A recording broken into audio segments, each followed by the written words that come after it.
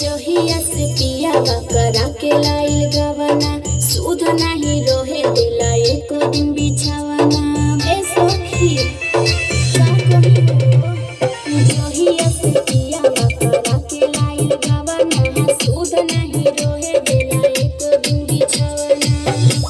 दर्द न बुझेला अरे मायने सुतेला नया केला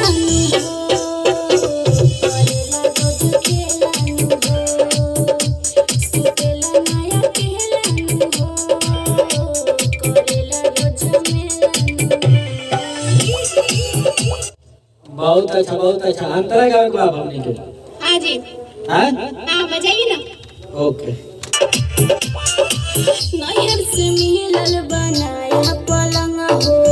ओही पतू देला हमर होया लंग हो ओही पतू देला हमर होया नैहर से मिलल बनाया पलंग हो ओही पतू देला हमर होया लंग हो दर्द न बुझेला सुतेला नाया केला हो करेला रोज केला हो सुतेला नाया केला हो करेला रोज मेला हो बहुत अच्छा गाओ तनी आज का बात बाजी हैं अजी आज अच्छे से गा रही हो क्यों नहीं गाना चाहिए क्या चलो लास्ट अंतरा है हाँ जी कौन है राइटर आपके कौशल जी हाँ जी मतलबी कौशल मतलबी जी अच्छा चलो लास्ट अंतरा आइए पूरा बोइल हमर मनवा के सरधा कौशल मतलबी उड़ावे लगा रागा कौशल मतलबी उड़ावे लगा पूरा बोइल हमर मनवा के सरधा कौशल दीपे से उड़ावे लगा रागा कोहेली संगीतम हो अरे मायने सुतेला नाया केला हो करेला रोज केला हो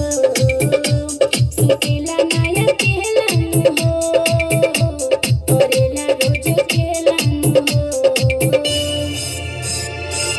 बहुत अच्छा मुंह खड़ा एक बार फिर से ले ली रुआ आई रेडी रेडी तैयार बनी रुआ हाँ जी आइए जोहिया से पिया करा के लाइल गवना सुध नहीं रोहे दिला एको दिन बिछावना ए सखी का कहूं जोहिया से पिया करा के लाइल गवना सुध नहीं रोहे दिला एको दिन बिछावना दर्द न बुझेला अरे मायने सुतेला नया केला करेला रोज केला हो सुतेला नया केला हो करेला रोज मेला बहुत बढ़िया चलिए हो गया